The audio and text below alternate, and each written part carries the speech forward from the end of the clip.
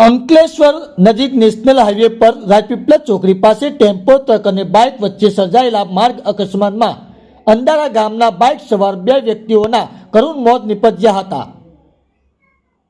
અકસ્માતના પગલે હાઈવે ઉપર ટ્રાફિક જામની સમસ્યા સર્જાઈ હતી। અંકલેશ્વર નજીક હાઈવે પરથી ફરી એકવાર અકસ્માત ઘટના બની છે। અંકલેશ્વર રાજપીપળા ચોકડી નજીક વર્ષા હોટલ પાસે યુ ટર્ન પાસે ત્રણ વાહનો વચ્ચે અકસ્માત સર્જાયો હતો।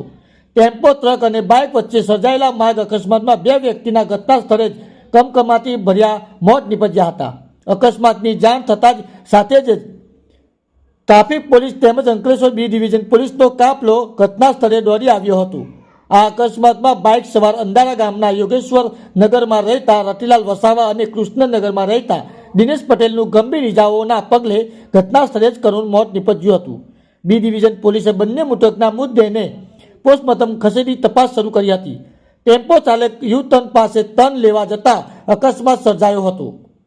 અકસ્માતના પગલે હાઈવે ઉપર ટ્રાફિક જામની સમસ્યા સર્જાઈ હતી। જો કે પોલીસે અકસ્માતગ્રસ્ત વાહનોને ખસેડી ટ્રાફિકને કાર્યરત કર્યો હતો।